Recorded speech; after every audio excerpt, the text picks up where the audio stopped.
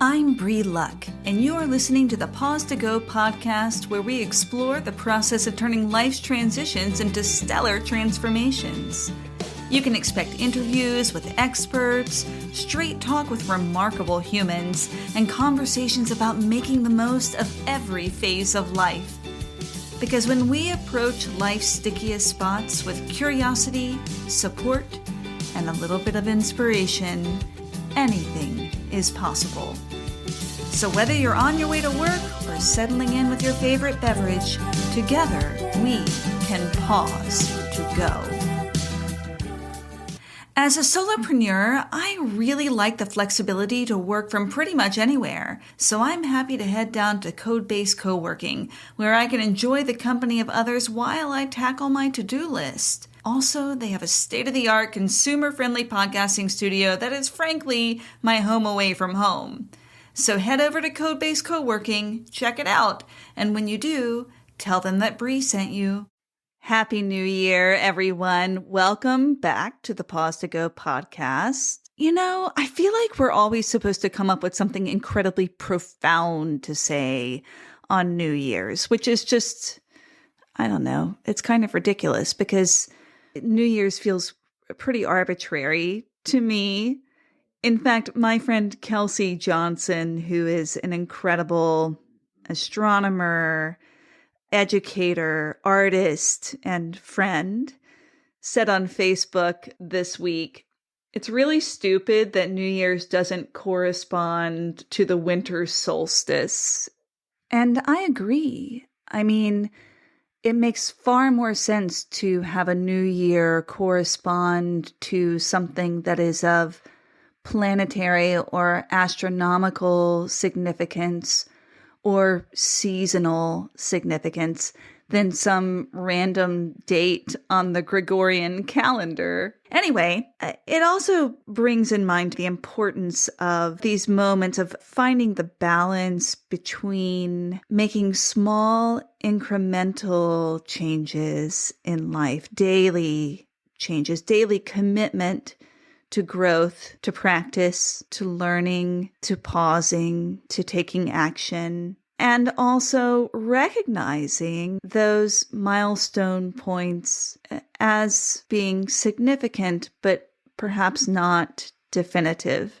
I think menopause and peri-menopause, for those of us who go through peri-menopause, is also an incredible example of that. Today, I'm continuing the Menopause with Friends series with actually a Facebook friend of mine. I'm talking to Mary Tobias. Mary and I were in a mastermind group together last summer, and it was in that group that I came up with the idea to do the Pause to Go podcast. So when I was brainstorming, I put out a call on our Facebook group for anyone to share their menopause stories. I just wanted to hear everything. And I got a lot of responses. And Mary was among them. And boy, does she have an empowering story to tell.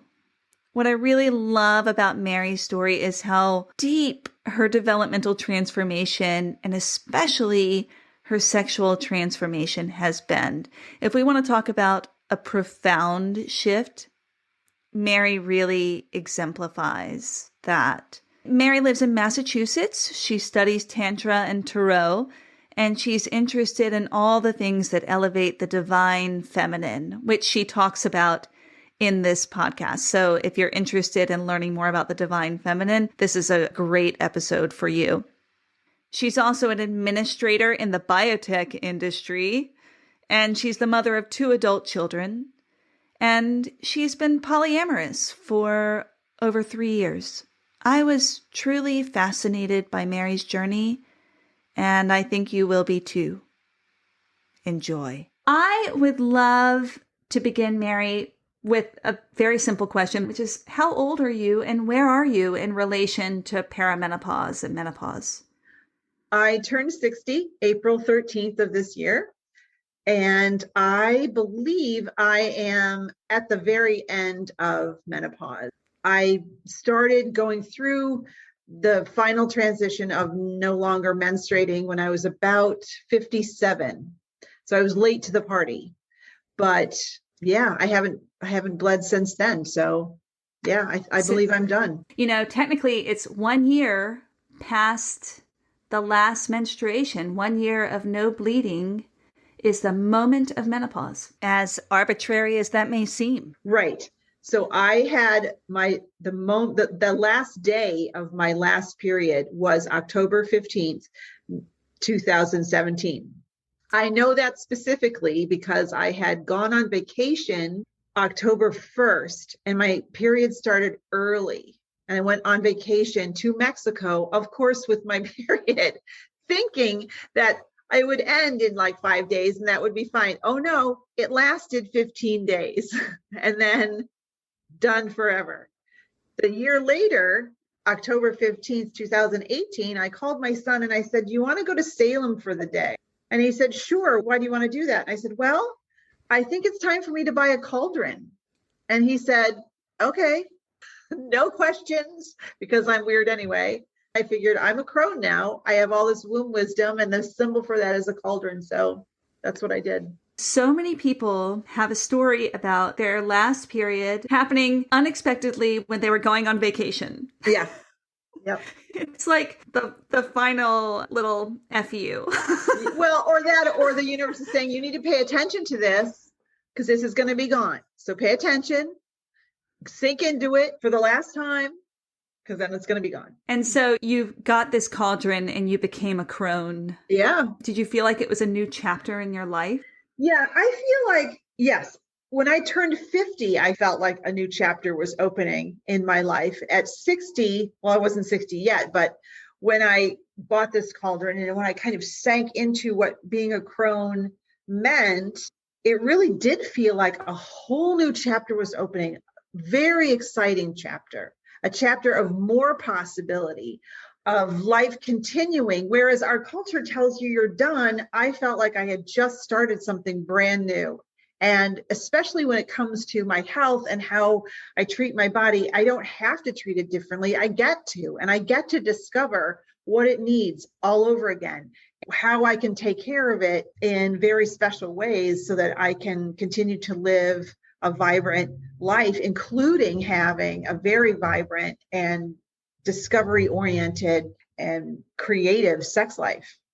Tell me more about that. You make it sound exciting. It is exciting. Well, I feel like I began in my late 50s when my marriage started to end. I had made a decision then that for the rest of my life, my sex life was going to be something very different than it always had been. And I started exploring human sexuality, sacred sexuality. I stumbled upon Tantra and sacred sexuality. And I started reading books and talking to people and learning about sex as truly a divine and sacred act that is about two souls coming together. I learned the real definitions of dominance and submission. I learned about certain BDSM practices that are about self-discovery.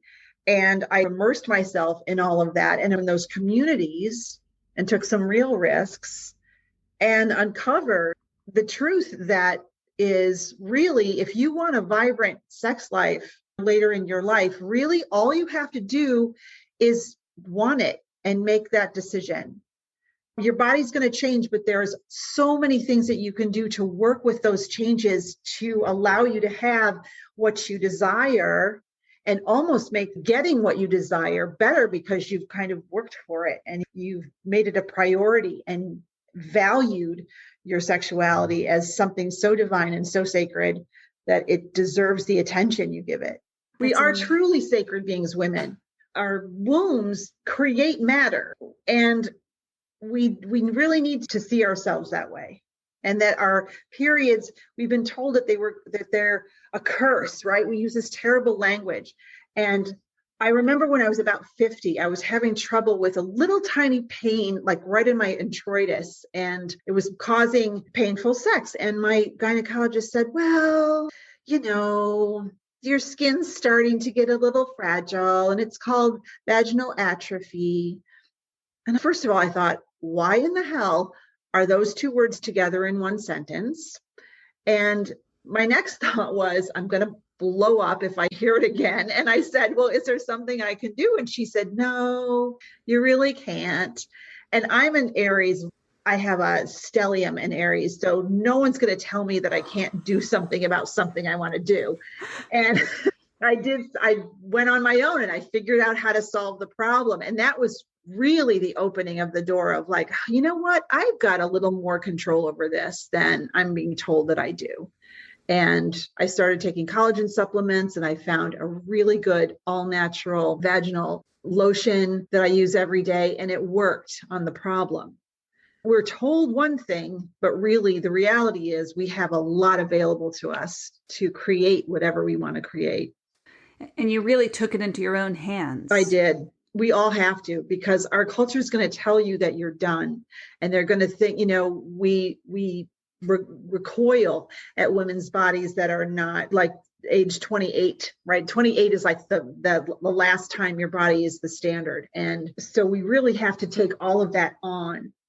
And we have to take on our attitude about touching our body and work with our body and looking at it and coming to grips with what our orgasm is and what it's about. And have you ever had one? And how do you want to have one? And all of that is so tampered down that it's hard for a lot of women to have what I'm describing.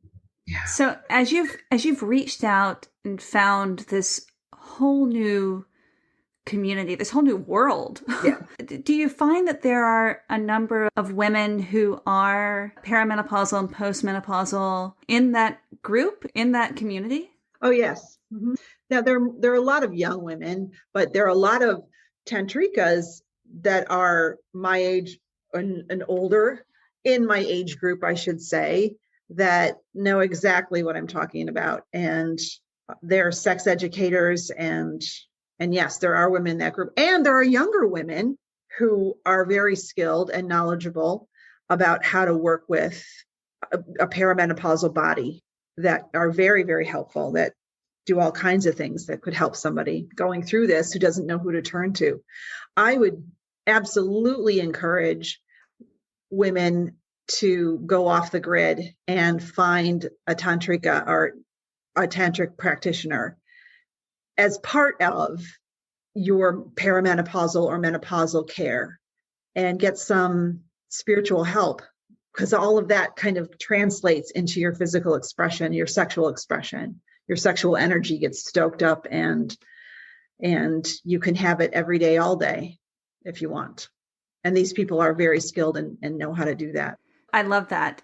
Something that you mentioned before was really tapping into the feminine, and the divine feminine has come up a lot in conversations about perimenopause and menopause, as this being a time to actually step into the divine feminine. Mm-hmm. So what does the divine feminine mean to you?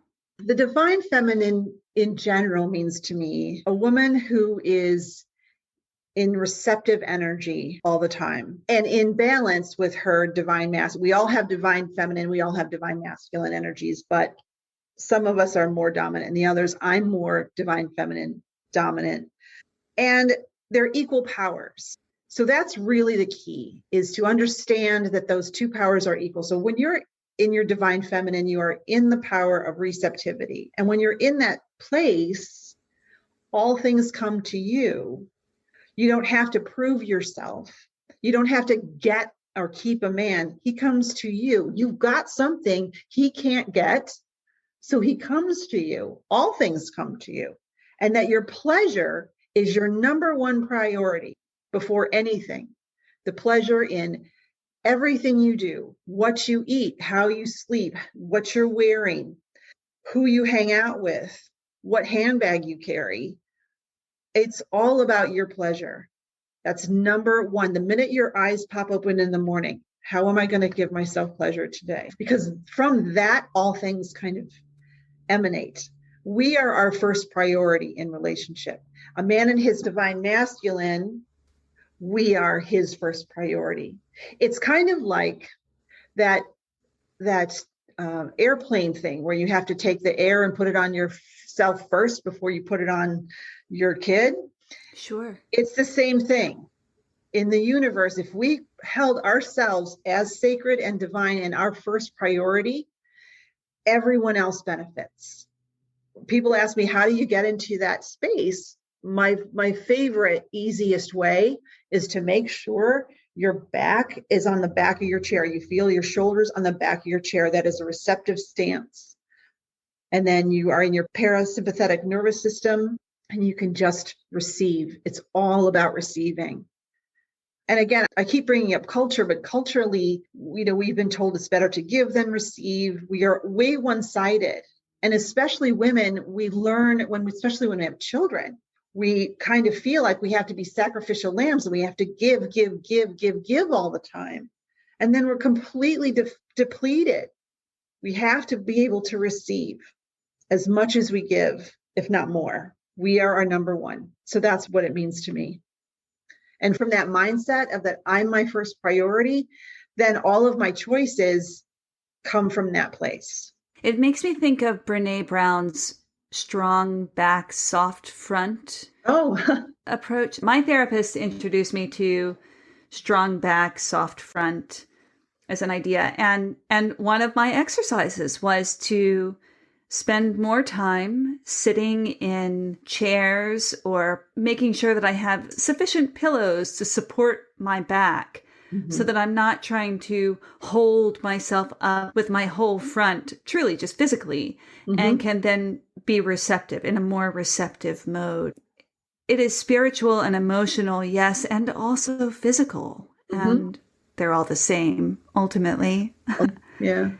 The divine feminine teaches us to be soft in our bodies. And like right now, I'm working with a woman and doing a program that talks about food and talks about exercise and how we force in a linear fashion our bodies to be something in a masculine approach to diet and exercise. And I know for myself, I can maintain that only so long. And then I fall apart because it doesn't work for me because I'm doing it through divine masculine eyes. I have to do it through flow. And the divine feminine is all about flow and pleasure and what brings me pleasure. And one thing that she teaches, which I think is so beautiful, is that, how we talk about how we are our own unique selves and no other time in history will ever be one of us. That's true of our bodies, our body shape and our body capability. And so when you're talking about body image, if you can take on this idea that, oh yeah, my body is the way it is for a reason. And it's beautiful in that reason, that there'll never be one like it. There's another level of self-love that can happen. Do you feel that you have a different relationship with your body now than you did when you were, say, 28? Oh yeah. Yeah. I was very thin until I was about 28, I'd say. And then weight started to come on. And that's when I started dieting and started really trying to force myself to be something that it didn't want to be. So, yeah. And it never was enough and never ending. So, yeah. What does enough feel like now? Enough feels like wherever I am, whatever I am is enough. It's just enough. And that's hard because I'm still pushing against things that I am conditioned to believe in, but that's what I try to do. It's just say, however I show up, love whatever shows up. The shift isn't about adopting something wholeheartedly that somebody else wants me to adopt. The shift is me loving whatever shows up. Have your relationships changed as a result? Because this is a huge shift for you. Well, I'm lucky because I have a partner that has done quite a bit of work on himself. He loves personal growth work and he is very spiritual. So I'm very lucky that I have a partner that doesn't just understand this, but celebrates it. And I'm in this community, kind of a bubble-ish community that does as well. I do think I have people in my life that find my attitude that they're skeptical. They're thinking, yeah, how long is she going to be that way before she joins Weight Watchers again, or, or whatever. But I don't know. I've kind of always been a little bit of a loose cannon anyway. I guess maybe that's self-deprecating, but the people that are closest in my life really aren't surprised. You're a So free thinker. yeah, What I'm hearing is that you are really honoring this part of yourself that has always been there. It's yes, not like this new person suddenly emerged. It's that you were able to clear away some of the social conditioning or constraints that right. were holding her back. Yeah. The more I heal my trauma, the more I learn about my conditioning that, like you say, I'm trying to clear away. It's not that I'm changing, I'm just becoming who I actually am. Yeah. And unbecoming that who you are not. Correct. Yes, that is correct. And I I've always love been that. highly sexual. And it's interesting. I've always been a lover of sex and very highly sexual. And when I was young, I was not empowered. I was not empowered to ask for what I wanted. And I had some shame about wanting it. And I was very much involved with the feminist movement. And sexually, I like to be submissive. And I did not understand that a submissive and a dominant are equal powers. I do understand that now, but at the time I didn't. And I felt like if I allowed for submission in my sex life, then I was betraying the cause, the feminist cause. So in my sex life, there was never duality. I never allowed for that. It was even Steven instead of this kind of yin and yang. So when I say when I got older, I wanted something to be different, that was one of the things I wanted. The patriarchy really does influence us in so many ways. Yeah. And Mm-hmm. and we do end up sometimes really, binary has such a negative connotation because it's limited, right? It is limited. And it's not always accurate, right? But I do think that duality can be be very accurate. And sometimes we need to explore the binary to figure out where our comfort zones are. But when that comes into conflict with our cultural understanding or expectations of self, it can really cause some cognitive dissonance. Yeah. Yeah, absolutely. So you have children, and do they know about this evolution in your life? Are they aware? They do. And they joke around with each other. They say, "Where's the mom who used to make the perfect tuna sandwich with no crust?" And that mom's not gone, but that mom has evolved. So I'm hoping that later in their lives, they understand that we do always evolve, we do always grow, and that we do always have choices. You're never stuck. There's always some place to go and some place to change. And thankfully for them, they have a mother, and frankly, they have a father too, that will always have an open door for whatever they're going through, for whatever they need, however they need to change and shift their life to make it work for them the most authentically. And that's really what I want for them, is to have them understand that what's important is that they live authentically, even if it flies in the face of what you've been taught or what your best friend believes or what your boss believes. Those sacrifices are worth making if it means you're living who you really are.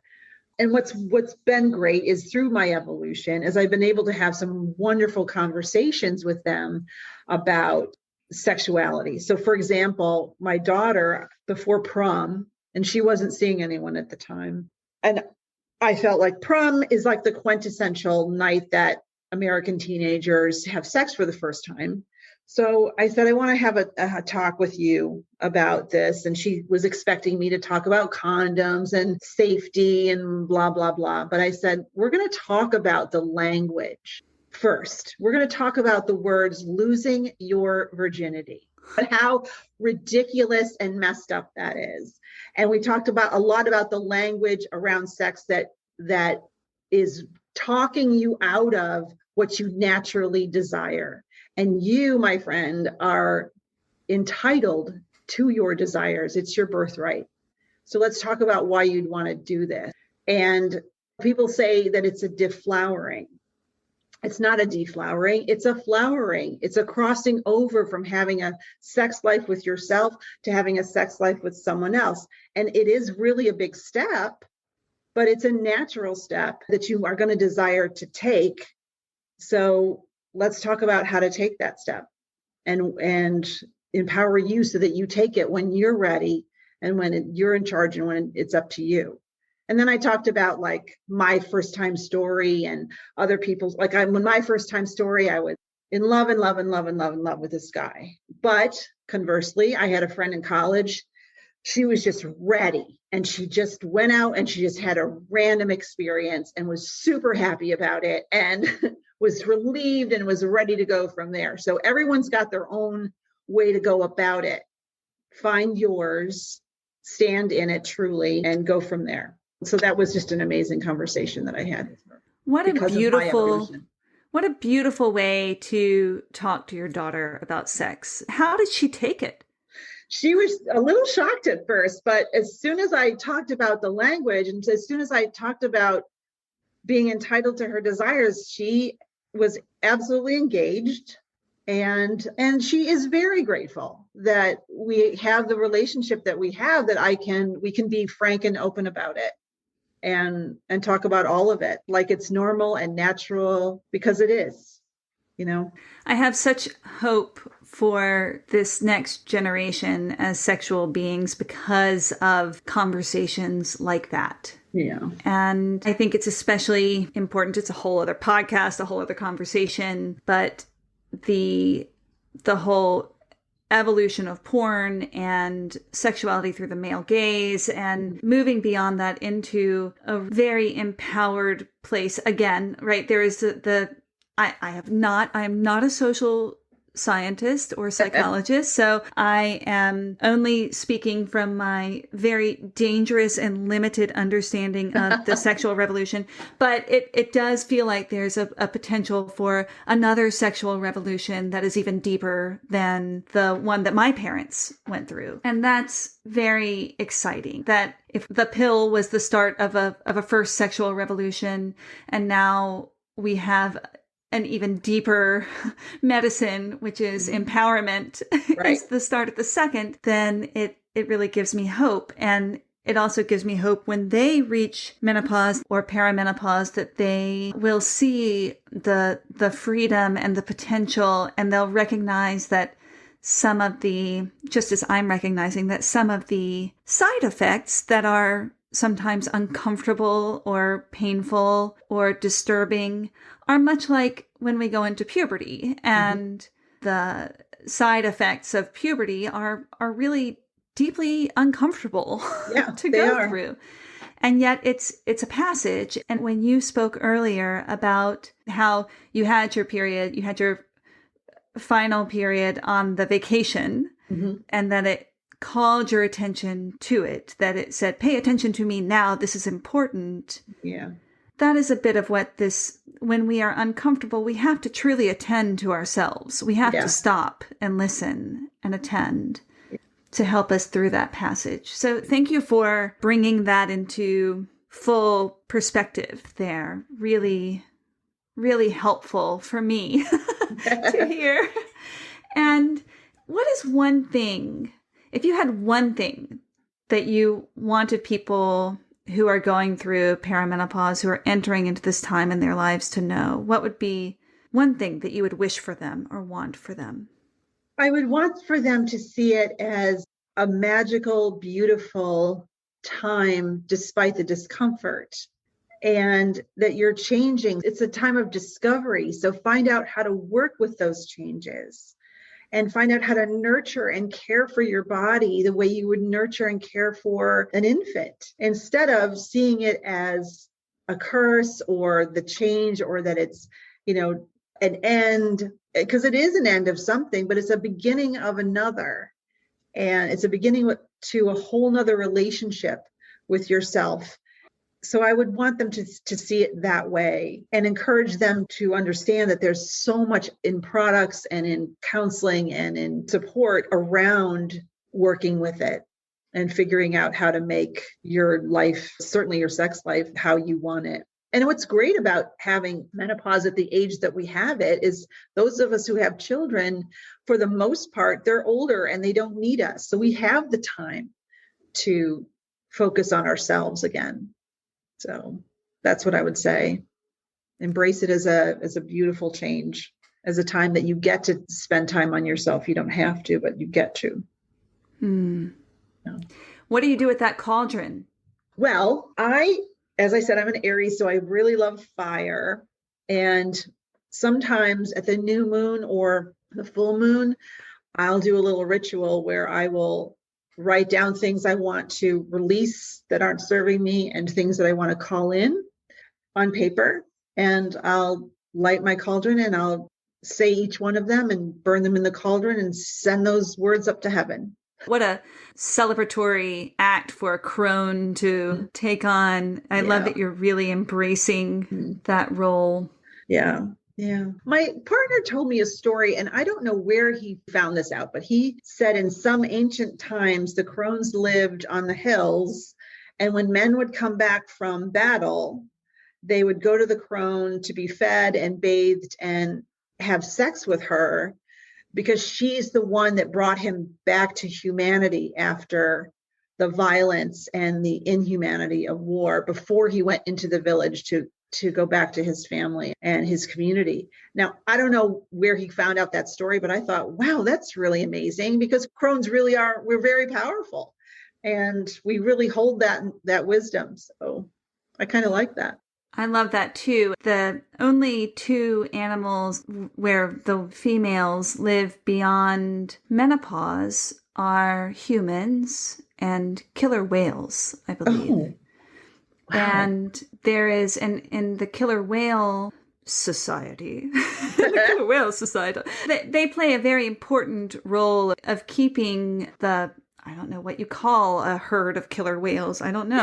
Yeah. Of keeping the knowledge. They're keepers of the knowledge. They keep them safe. And so that there is that beautiful mythology around human crones is exciting. And I do feel like that's certainly something that I'm feeling now. I'm 48 and I am really beginning to feel like I'm tapped into a wisdom that is not mine. Right. That it is sacred and much, much larger than me, and that I'm just a filter. And so I love this growing community of crones or mavens and crones, because I think now there's a third, they've squeezed in a third phase in there. So we have the maiden, the matron or mother, the maven, and the crone. Yeah. And I am definitely feeling the fullness of that maven role upon me. And it's exciting to experience that. And it's so great to have people like you who are so willing to share your story and your journey to help us guide the way, because not a lot of people are talking about leaning into submissiveness or dominance, leaning into sexuality in this time. Right. I mean, sexual expression is always for the young. You know, they get to wear the lingerie and play with toys and get tied up and all this stuff. But we can too. If we want it, we can and should. And we are just as beautiful and desirable as we were in our younger years. We are just as beautiful and desirable as our younger women in the world. It's all about what you believe and see about yourself and how you value yourself. And I feel like my sexual value and my sexual energy and my sexual prowess is very valuable and desirable.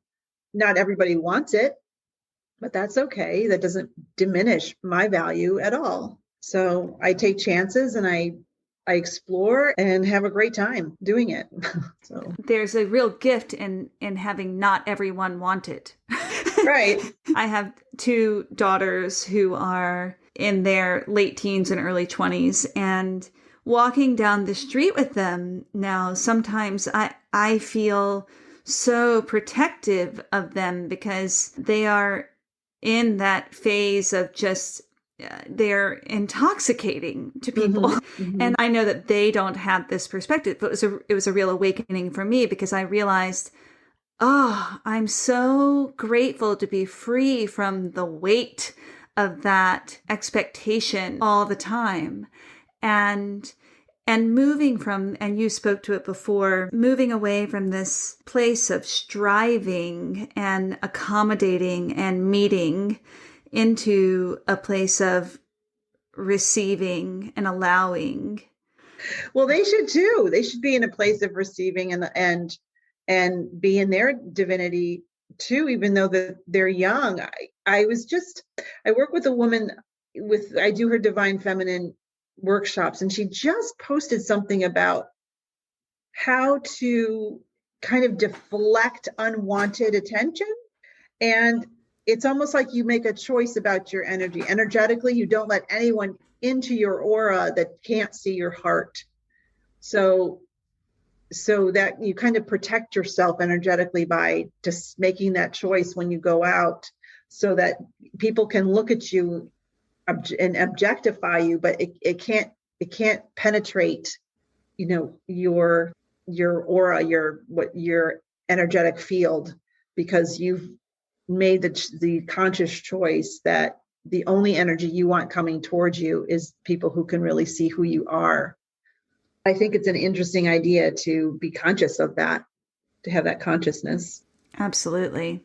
Yeah. Well, may we all carry some of that consciousness with us as we move forward. Yes. Is there anything that we have not touched on yet that you would like to talk about? We could talk about orgasm. Great. I feel like I know a lot of women still who haven't had an orgasm, or don't know how to have orgasm, or they only have one kind. And one thing that the tantrikas that I know, one of the things that they teach is a lot of self-pleasure, and it's very slow and it's very beautiful. And its purpose is to explore your body, to find out where your places are, so that you can have an orgasm with a partner, so that you can guide your partner. And I would highly recommend people do that. And I would highly recommend people do that with a hand or with a crystal wand, not a vibrator, because that vibration can be numbing. Or even with your partner, slow things down, get a book, look at places in the woman's body that are sensitive if you don't know them, and really attack that sort of. And if you're not having them, figure out how to have them. And don't think because you're older or because you're in menopause or peri-menopause that they can't happen for you anymore, or they won't happen for you anymore. I have stronger orgasms now at 60 than I did when I was 20. So it's possible. So don't think it isn't, and don't think it's not important, because it really is. And in Tantra, we define orgasm as the energy and the time prior to climax. So orgasm and climax are two different things. So to elongate that time, to make that time last long, you can do that through breathing, through slowing down, and through just knowing your own body and what to do with it, so that time can be long and luxurious, and you can kind of sink into it before you have the climax. But it's a very important piece of the puzzle. And I think too many of us treat it as an add-on, and it's really not. So I would encourage. Or we shut it out completely, and it's denying a very important part of ourselves. Right. 100%. We treat sex in this culture like it is an add-on, like it's not something that's vital, like your clitoris is not a vital organ. You won't die without it, but it really is a vital organ, because soulfully you'll die without it. Yeah. It's a really good lesson, because sometimes when we feel pain or discomfort, we try to separate ourselves from those feelings, right? We really do. Yes.